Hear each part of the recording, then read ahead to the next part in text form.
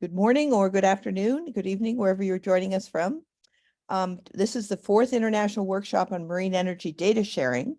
I'm Andrea Copping with Pacific Northwest National Laboratory, and along with my co-principal investigators, John Weirs of the National Renewable Energy Laboratory and Cesar Castillo of Sandia National Laboratories, and the whole PRIMRE team, we're very pleased to host you at this workshop, and so pleased that many of you have joined us, and some of you have been with us in previous years, some haven't, but I think we're going to have a nice 2 hours here. Want to go to the next slide, John, please? So today we're going to talk briefly about the purpose of this workshop, talk about the updates to PRIMRE, which is our data system. We have Chelsea Bradbury here from the Marine Data Exchange in the UK. Very fortunate. She's going to talk to us about their data system.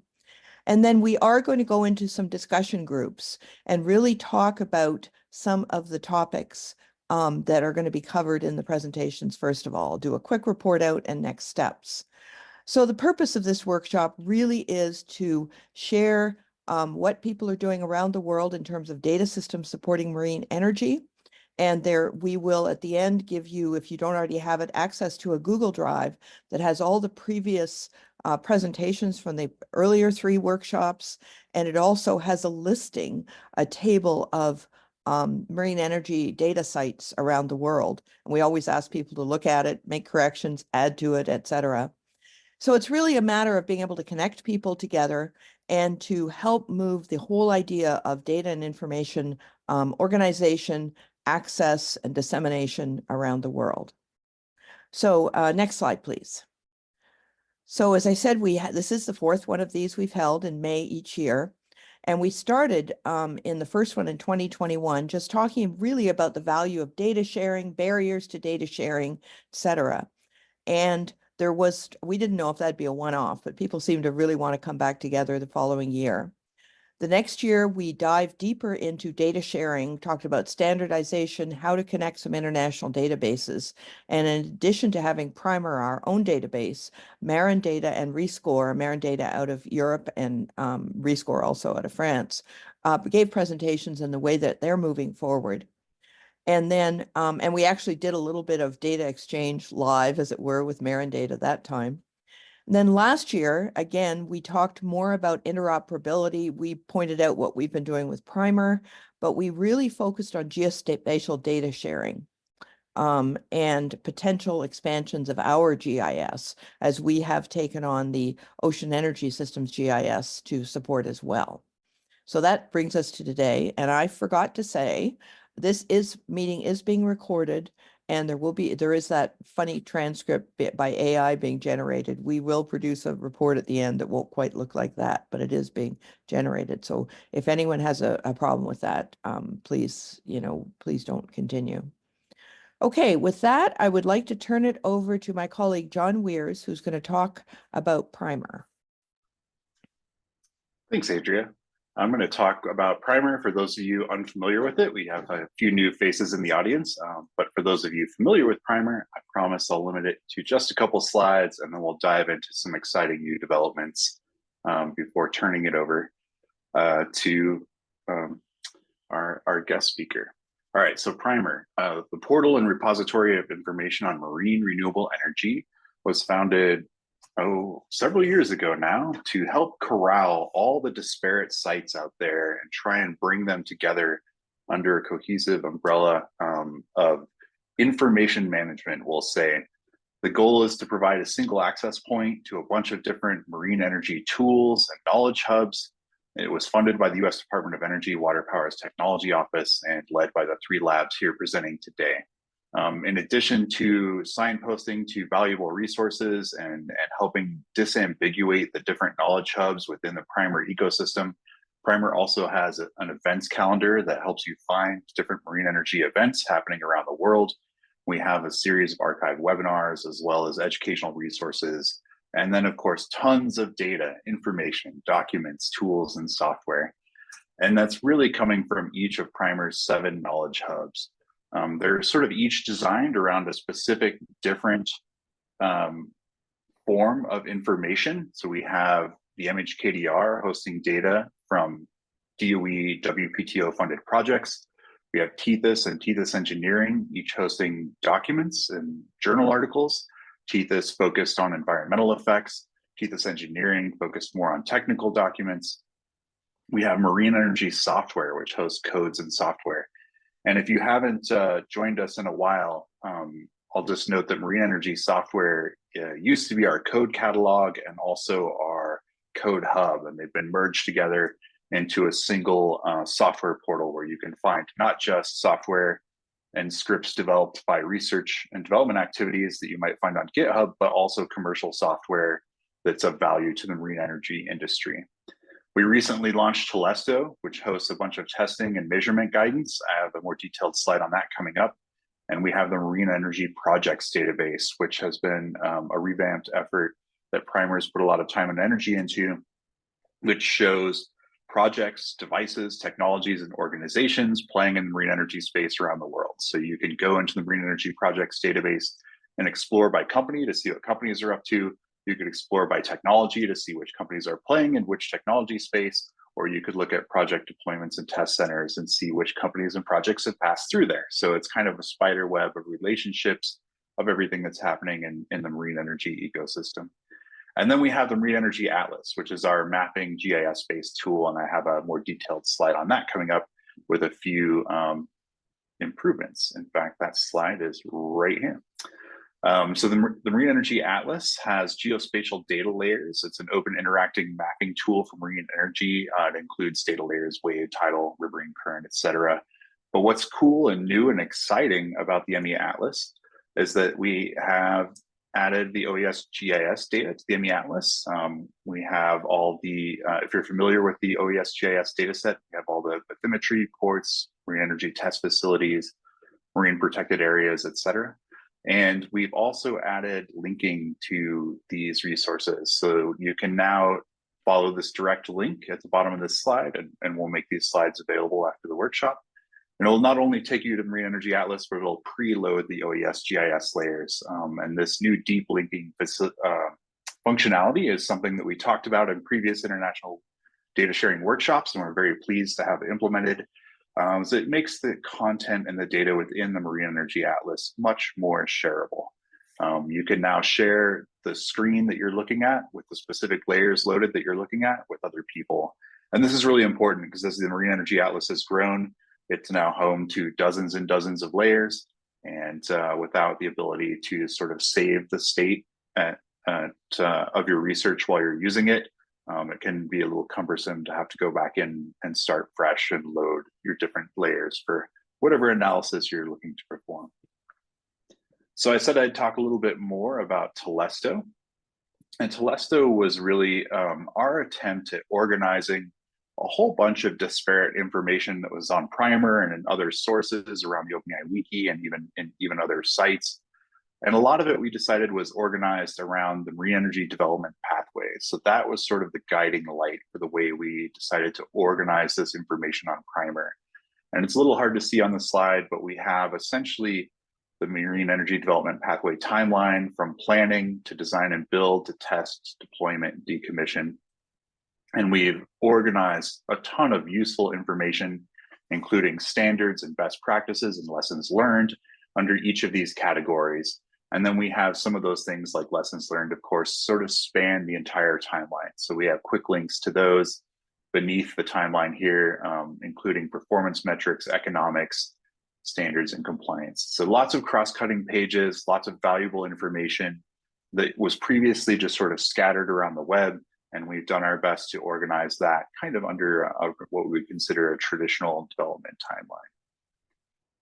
I already briefly alluded to this, that we have taken the code catalog and the code hub and combined them into marine energy software. And so it's got a new name and a new logo. Here's the old logo here, now Marine Energy Software up here. And it has been redesigned, driven by user needs and input. We've done a lot of user experience research this year, and we're taking that feedback from users and using it to improve our knowledge hubs and make the information more accessible. So the new version is launched. It's now at primer.org/software. I encourage you to check it out. Please let us know what you think, whether you find what you find useful, what you find cumbersome. We want to hear it all. So those are the primer updates.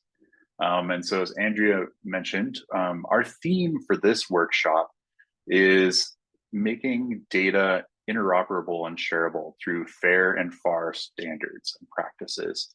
So trying to prepare our data for use in machine learning experiments, essentially to extract its utility and make it usable for the future and for the present. And before we do that, I thought it would be fun to take a step back philosophically and just take a look at the evolution of sharing data and information from a scientific perspective. So as many of you may recall, and this is obviously a very cartoonish overview of the history of sharing information, but in a long time ago, scientific information was essentially a parlor trick. It was often shared by nobles in salons or in courts as a form of entertainment. Look at the mastery we have over the natural environment and the cool tricks we can do. And it wasn't long thereafter that people started writing it down, and we had really interesting scientific observations, some better than others. But at least it was written down and people could get their hands on this information and try and digest it. And it was obviously very quickly a crisis of replication. So just because somebody wrote it down doesn't mean it's true. How can we reproduce these results? How are we going to actually verify the theories that we're reading about? And so fast forward a few hundred years, and we're starting to do peer reviews, which is a very impressive step forward. And there are a lot of pieces of the scientific community that still operate on peer reviews, but we're finding that even that isn't adequate for the modern world. And so the next step in the evolution of sharing science is fair data practices. And this is one thing PRIMRE is really trying to focus on, is to make sure data are findable, accessible, interoperable, and reusable. And I'll talk about that a little bit more in a second. But to close out the timeline, I wanted to say that a lot of journals are now actually insisting on requiring even the underlying and supporting data be added to an open, publicly accessible data repository prior to publication. And this is where PRIMRE is very keen to play a supporting role to make sure that these data systems and knowledge hubs are added to officially approved repositories for some of the major scientific journals. So we're pleased to say that the MHKDR is one of those repositories, and other aspects of PRIMRE are being considered as well. So what does fair data mean? Well, really it's a way of putting your data to work for you. I apologize, this slide got a little jumbled as I transferred it to my computer, but fair data principles are a way to make sure the data information you're put up there are actually usable, that they're actually supporting your scientific efforts and research efforts. So when you are putting your data up, especially in the support of one of those journals, they're going to insist that it goes into a fair data repository. What does that mean? It means that a lot of thought and energy has been put into making sure the data are findable. They're discoverable. They can actually be found on Google. They can be searched for and discovered. They're not hidden behind a paywall. They're not invisible to the public. And they're accessible. They're free to use. They're actually free to access. And you can, again, get to them without a login, without a paywall. These are important things. They have to be interoperable in order to be truly useful, to increase the utility of those data. Standardizing the data becomes really important. Making sure the data are at very least using standard units, or that there's enough contextual information that that data can be mashed up and used with other data sets, super important.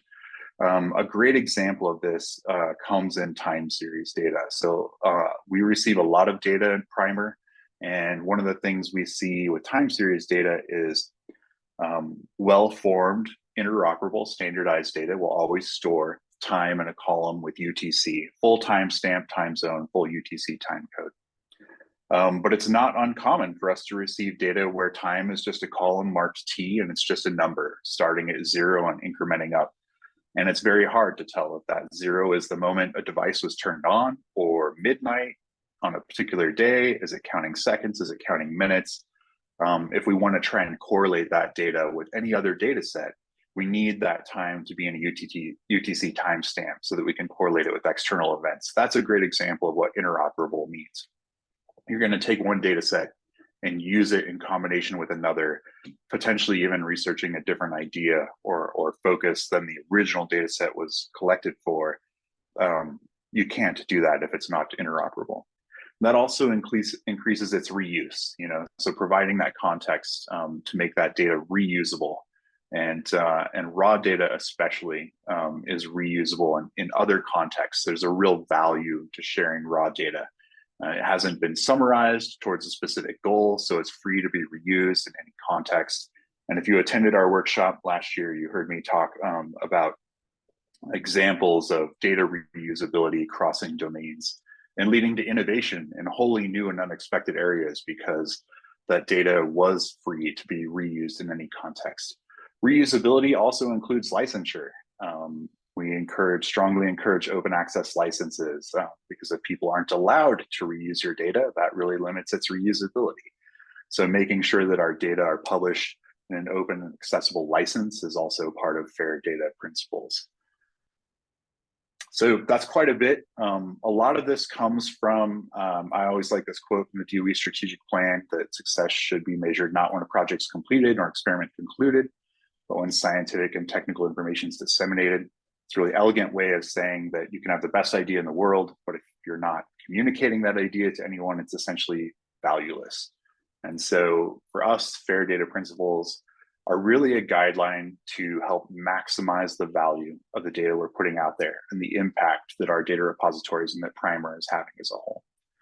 This is a link to the Nature article where the FAIR term was coined and the original researchers that put it together. And their premise was that there was an urgent need for standardization amongst research data in order for us to build upon the successes and failures of others and move forward.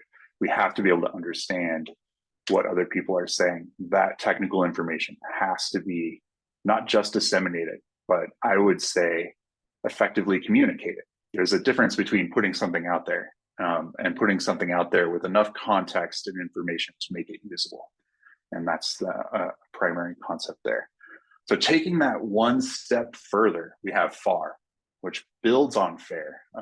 The F in FARR is actually the FAIR acronym. It's one of those really complicated acronyms that is quite messy, in my opinion, but I didn't come up with it. But FARR is everything in FAIR plus this concept of AI readiness and reproducibility. And so this is taking FAIR one step further to say that it's not just enough to have this information be accessible and digestible and usable by humans. Now in the modern era, we also need it to be standardized in a way that makes it usable by machines. It needs to be machine readable, machine usable.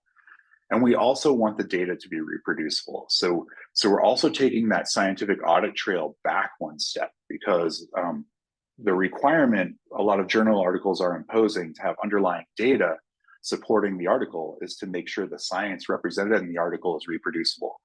But now we're taking that one step back and saying that's not enough. We're finding that even the underlying data needs to be reproducible. There needs to be enough information there to say, hey, what instrument did you use to record this? What device was it on? Where was that device located? If I really wanted to, can I go out and put a similar device in the water and get similar data? I should be able to.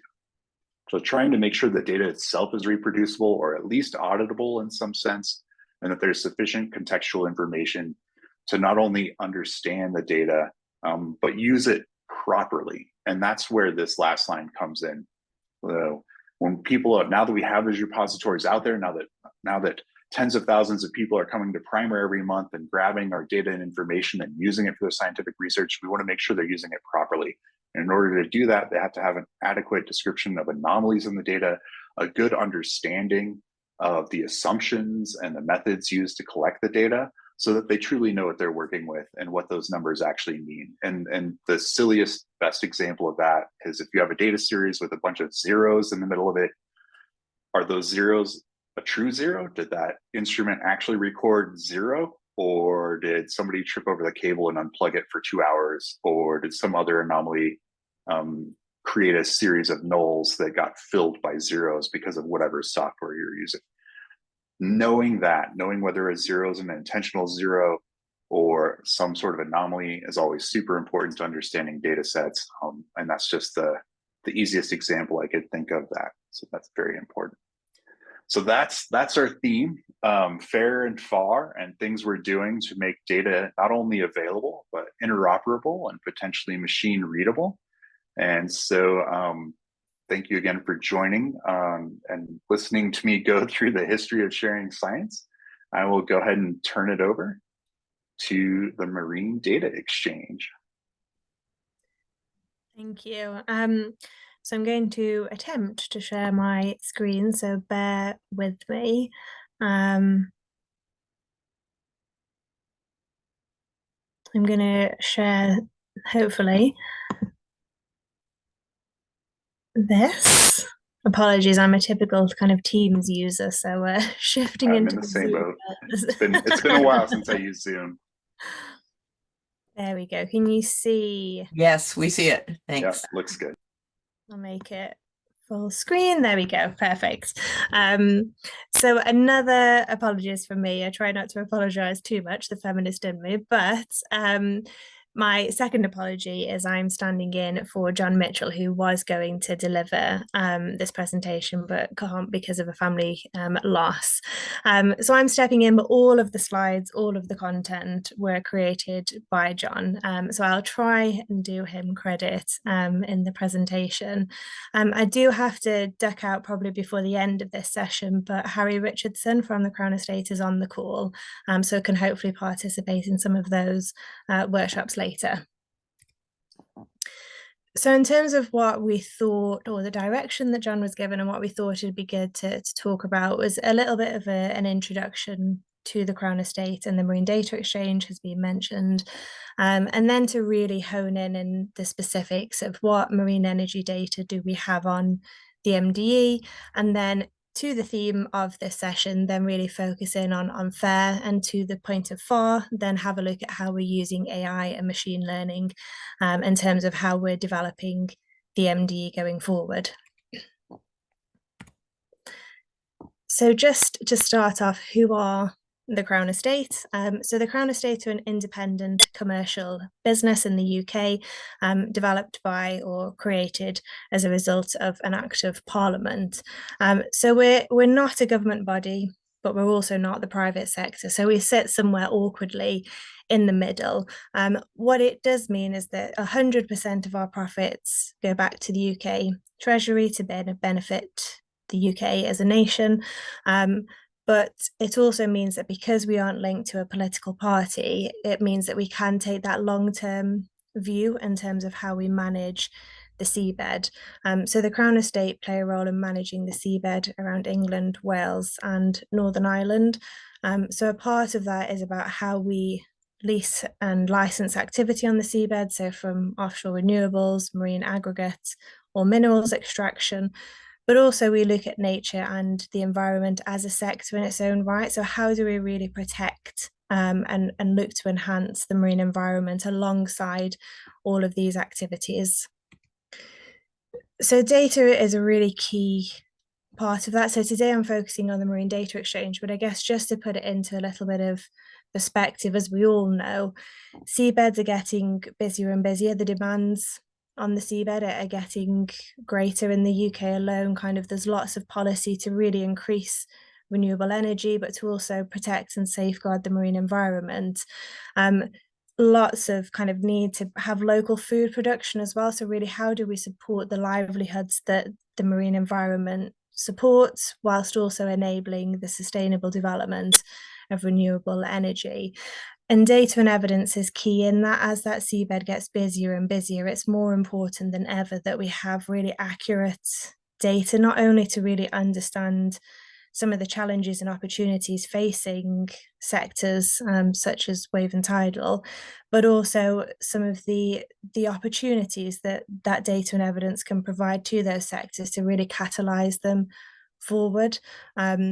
So back in 2013, the Crown Estate created the Marine Data Exchange. So this is essentially a data management system, which to everybody doesn't sound super exciting, but it's the Crown Estate's way of really ensuring that all of that survey data that's collected from all of those sectors and leases and licenses that the Crown Estate are granting on the seabed are delivered into one central repository, so that throughout the lifetime of a project, that data can be collected so that it can really support at a project level to help that project to kind of move forward, but to also, more importantly, support at that strategic level. So really ensuring that lessons learned from previous projects can go on to support future projects, but also that we can support at that project level to kind of de-risk activities throughout the life cycle of that individual project. So it was the first of its kind. So it was set up specifically as a bespoke platform to really manage industry data, so multidisciplinary data that has various different sensitivities throughout that life cycle of a project. But it's also a platform to share that data and to share any associated evidence and research that can support the sector. So as I say, it's really designed to ensure that industry survey data is reused, so that it's not collected specifically for a project and then lost or gathers dust, but that it can really be reused to support future developments, but also to allow that data to go on to support wider evidence projects, to really understand evidence gaps and to address those with research and knowledge that can benefit the sector as a whole. From a very selfish point of view, it's also there to aid the Crown Estate's decision making. So part of our role is to spatially map the seabed and to support spatial planning around the UK. A part of that is really understanding where some of those key resource areas are, but also what are the best site conditions, what are the best ground conditions that projects are looking for, and how can we really support in terms of safeguarding those areas for the future. In the first instance, so we included data clause into our leases back in 2003, so a whole 10 years before the MDE was even created. And the whole point of really gathering that survey data and including that mandate for industry to share data was from a risk point of view. So it's really to avoid that loss of survey data. So this was seen as a huge risk at the beginning of offshore wind, for example, and the same for wave and tidal, the same for all of kind of relatively new sectors coming into the seabed, that actually a developer may collect huge amounts of survey data for an individual project at great cost. But if anything happens to that project and it wasn't carried forward, there was that risk that all of that amazing data would be lost. So in terms of marine energy data that's actually held on the MDE, so thinking about that wave and tidal data, the majority of the data on the MDE from the UK has been from tidal stream, but it holds a whole range of data. So the Crown Estate's remit is for England, Wales and Northern Ireland, and Scotland, the other part of the UK, is managed separately by Crown Estate Scotland.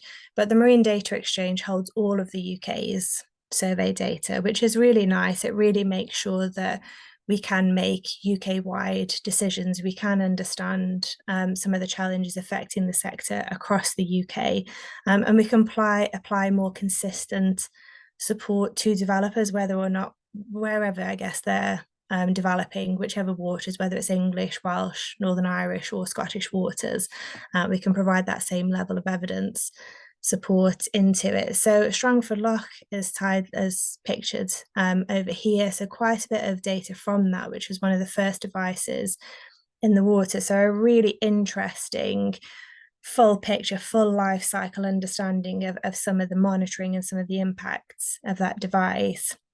In Essendley, which is a tidal project in Wales, and quite interestingly, the Morwell Ice tidal demonstration project. So a lot of them are at that demonstration phase. So it's really interesting having a look at that data to understand how can we actually support the sector to improve not only the quality of the data, but how that data is then perceived by regulators, by statutory nature conservation bodies, and just making sure that the way that that data is collected means that it can have maximum impact to support the ongoing success of the project.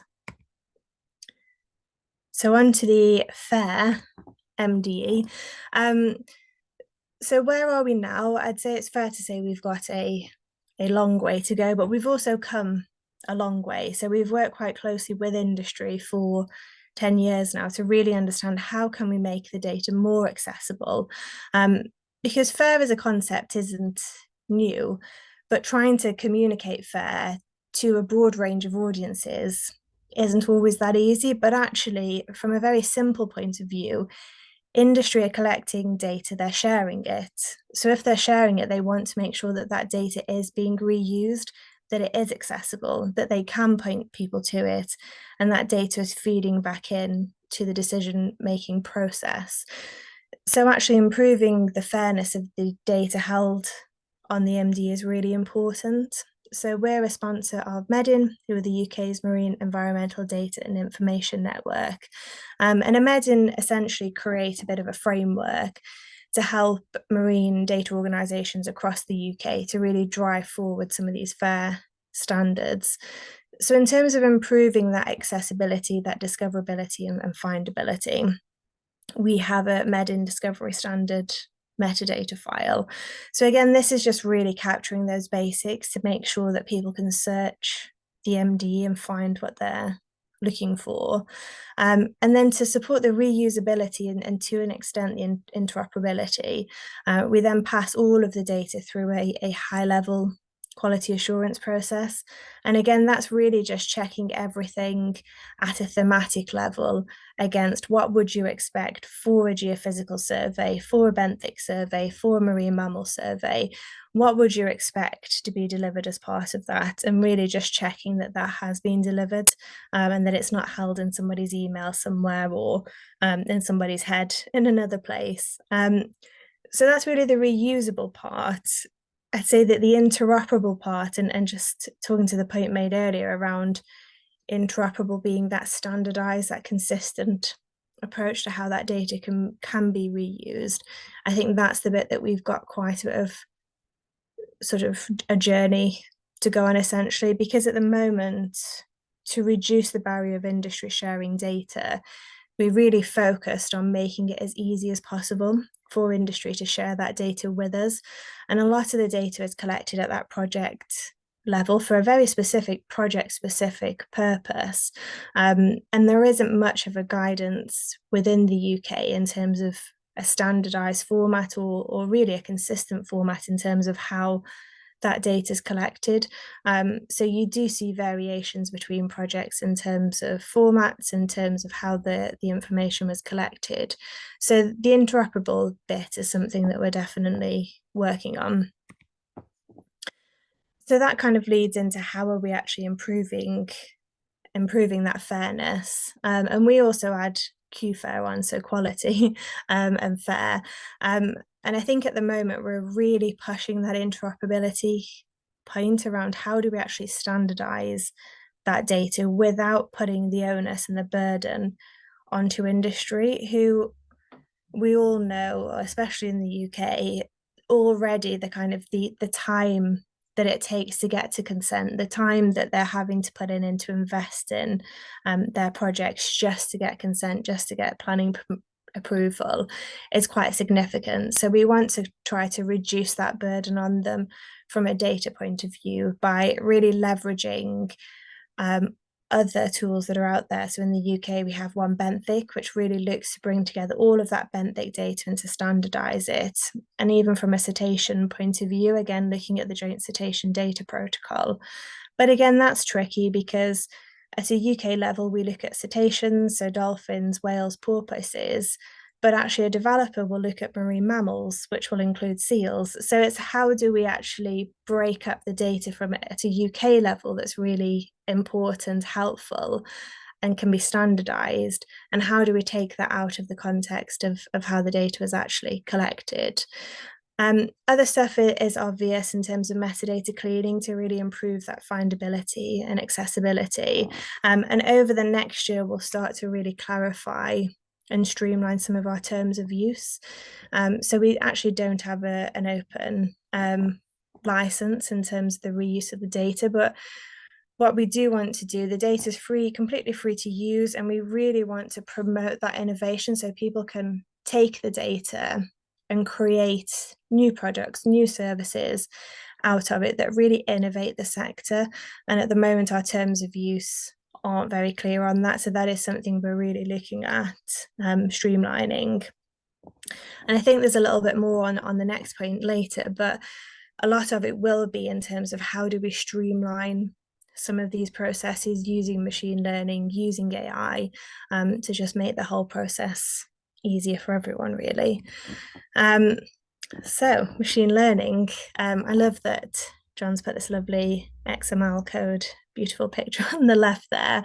But one of the things we really do want to do is make metadata creation, make a lot of the processes that are so integral to being able to find the data, but to make that a little bit more human friendly.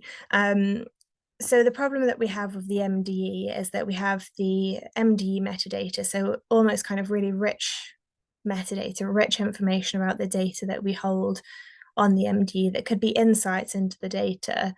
It could be who's delivered the data, what's the quality assurance process and status. We then also have that MEDIN discovery standard metadata that's consistent across the UK, so that helps with that interoperability. But the two can sometimes have two different sources of the truth. So the MEDIN metadata could be delivered with the survey by whoever's collected that data. The MD metadata is then generated by the system based upon the actual data that's been delivered. So I think for us, it's really having a think around how do we really bring those together in a much more streamlined process to make sure that we've got one single point of truth, but also how do we do it in an easy way for users. So we'll be really looking at automating that process so that when anyone uploads data, we can automatically generate this beautiful MEDIN XML on the left here that really drives the MD search functionality. And then vice versa, if someone's already got that MEDIN file, really making sure that that's feeding into the relevant fields that we already have on the MDE. The other bit just to quickly touch on is that the MDE, like lots of data platforms now, is in the cloud. The MD is in Microsoft Azure. And so we use blob containers for large deliveries of data, large deliveries being kind of multiple, kind of two-figure terabytes. So kind of thinking more around geophysical and other sort of digital data types. As well as being relatively large, they're normally in quite complicated file structures, and that can make it quite difficult for people to find what they're looking for, especially because the file structure might make complete sense to the project or to the developer. But if you're trying to reuse that data for a slightly different purpose, it might no longer make as much sense. So again, really using machine learning techniques to sort and identify where should that data be stored and how can we make it more accessible, more interoperable, depending on different users who are trying to access that data. So last slide, I think, you'll be pleased to know, but where's the future taking us? So it is very much focused on how can we leverage software, how can we leverage technology, utilizing machine learning techniques to optimize that process as much as possible, but also using AI techniques. And John's put here chat MD. I think in my mind this is an ask MDE, sort of similar to ask Google or ask Alexa, but this is really around making the content, the data, much more accessible to a whole range of audiences.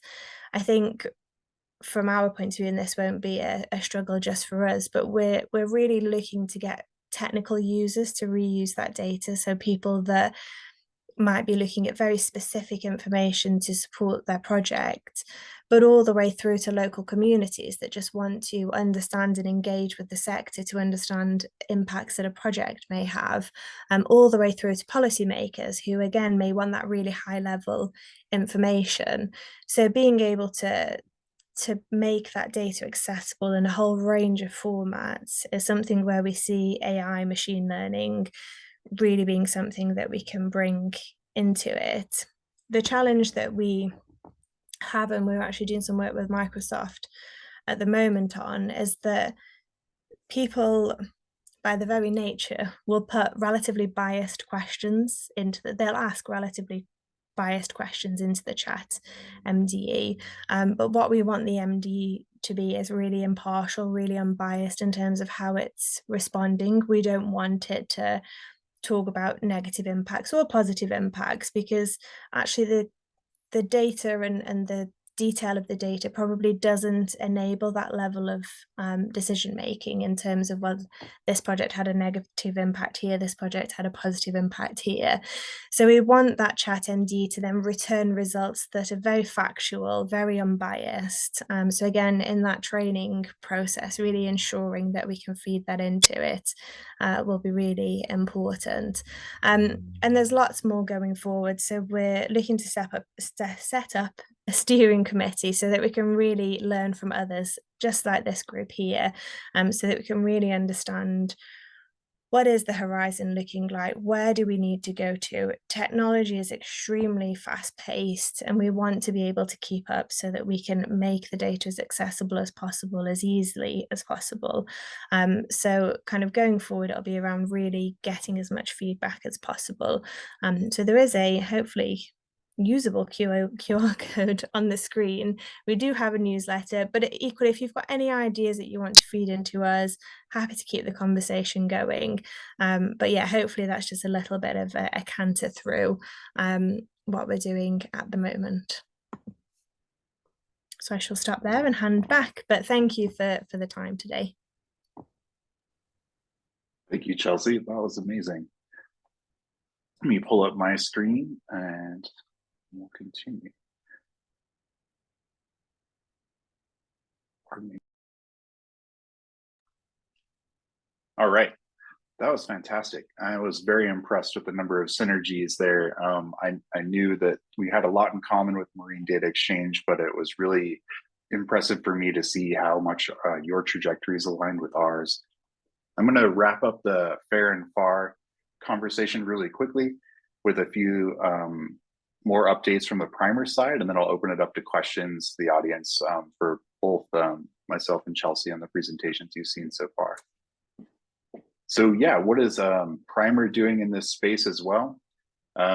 Very cool, again, to see the almost identical trajectories that we're on with Marine Energy Data Exchange or Marine Data Exchange.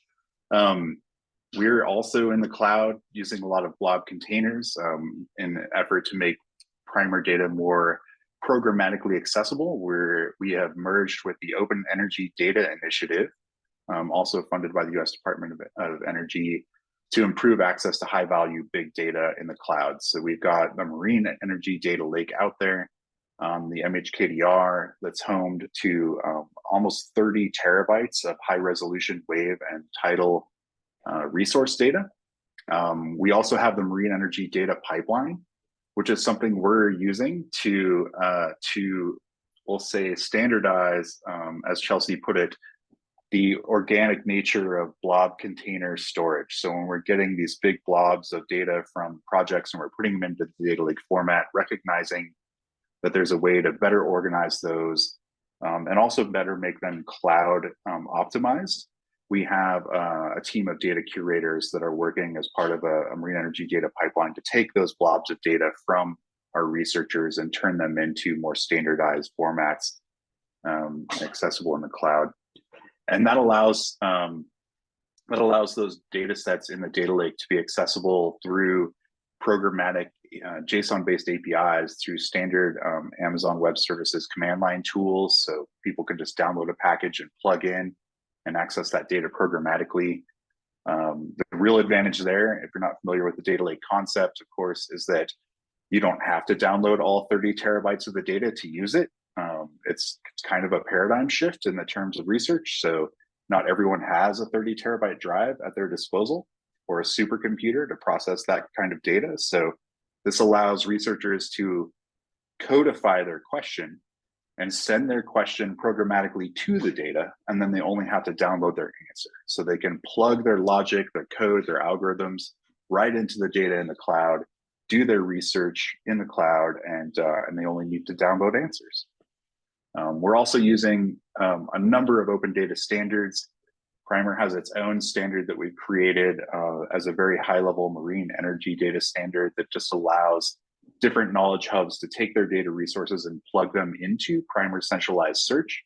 And that's available on PRIMRE under developer tools. So if you're interested in having your data catalog become part of the PRIMRE search results, we'd be happy to do that and work with you on incorporating that. And we're also making a chatbot. So we are in the process of training Ask PRIMRE, which is our large language model using metadata and accompanying resources from several PRIMRE knowledge hubs to create what we're considering essentially an AI-powered research assistant. We've already developed a prototype of this using ChatGPT, and I was very excited to hear some of the challenges you're facing, because we're facing many of the same challenges. We have found a way to limit the answers of Ask PRIMRE to only the corpus of information within PRIMRE. So it's not going to deviate. It's not going to go to the web and speculate. It's not going to hallucinate, as they call it in the LLM world. It'll only answer what it knows. And if it doesn't know the answer, it'll simply say, I don't know. And it'll always cite its sources and provide links. So that's a huge step up. But one of the things we haven't yet tackled are biased questions. And so that would be something, Chelsea, I'd be very excited to talk to you about more in depth. So really fascinating. I had no idea when we put together this presentation that our two sites were so aligned on the trajectory, but I think it's a great example of taking publicly accessible data and really embracing the spirit of FARR and making our data platforms ready for AI and all the future research projects that may come along with that. So with that, let's take a pause, open it up to questions from the group. If you want to ask a question, feel free to just unmute yourself and join the conversation. Any questions for Chelsea or I?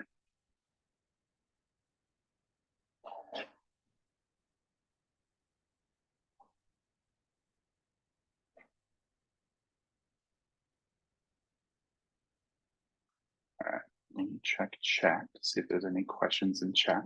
Not seeing any. Stunned silence. I know. Maybe not everyone's excited about FAIR and FARR as I am, but I think this is really interesting stuff. There's a lot of value to taking the next step. If there are no questions, we can move forward towards the breakout sessions. And before we do that, I'm actually going to take a step back and just talk for a brief moment on the value of data sharing. Not everyone has their data platform at the AI ready stage. I'm playing around with that. Some people are still exploring the early challenges of data sharing. So why would we want industry to share our data?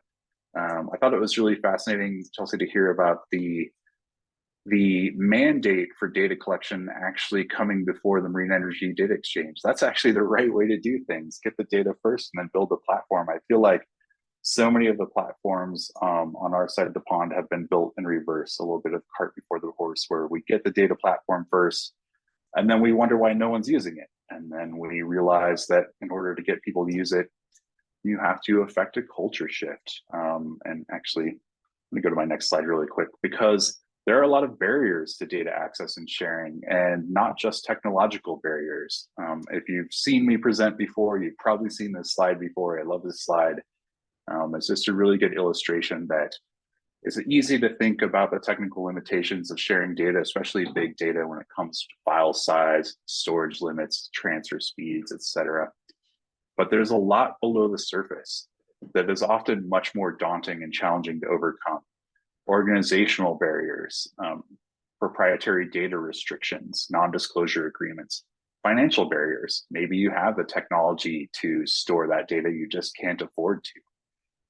Maybe you have a series of investors very keen on recouping their costs and getting some sort of return on investment to a data acquisition effort.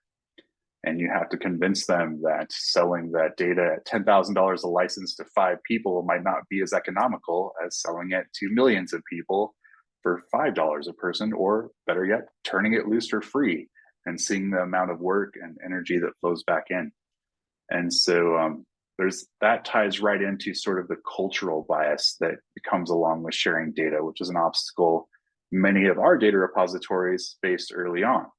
And relying on mandates from overseeing organizations to supply data is a great way to break the ice, pun intended, in that regard, and start moving that cultural needle forward. But at some point, you want to convince people to share data because it's in their best interest, and there's a real value for sharing data. Data access contributes to the scientific community, reduces duplication of effort. I was really pleased to hear Chelsea say that a lot of their early data collection efforts came out of risk mitigation. Our first data repository in the energy space came out of a report that Deloitte did for the US government that identified lack of data sharing as the #1 most significant risk to the advancement of renewable energy technologies in the United States. And a big part of that was because of exactly what Chelsea mentioned. We experienced the same thing. Companies would go out and collect amazingly valuable data sets, and then for one reason or another, that company wouldn't be successful, sometimes related to their product, sometimes wholly unrelated. Startups are a tumultuous culture, and you can have a bad CFO that drowns a perfectly great idea, and all of a sudden, this company's gone and their data set's gone, and along comes the next company, and they're going to spend another $2 million to reinvent that same wheel. And that type of risk is exactly what Deloitte identified as a significant risk holding back the advancement and adoption of marine renewable energy. And so we built the MHK data repository to help mitigate that risk. In addition to that, sharing data can help advertise the success of your work. We get a lot of people worried about putting their data out there online. Hey, it's my data, my proprietary asset. Even in the research community or in academia, this is my thesis. I don't want anyone else stealing it, jumping on it. And while that does happen, we found that it's an extreme minority. Most of the time when people are sharing their data through our data repositories, it's just advertising the great work that they've done. It's increasing the visibility. It's publishing their results in new frontiers to people that are excited about the data sets. And it's establishing a point of contact for further questions or collaboration. So if somebody does come along with a related project, why would they go through the painstaking effort of taking somebody's data and trying to reinvent the wheel themselves when they could just call that person and say, hey, do you want to collaborate? Do you want to join this project? Let's take this to the next level. And so we see that a lot more often, which is a very exciting transformation. But it does take time for communities to understand that and to get over some of those cultural hurdles. And so with that, we're going to jump right into our discussion session. We're going to be breaking out into a series of groups.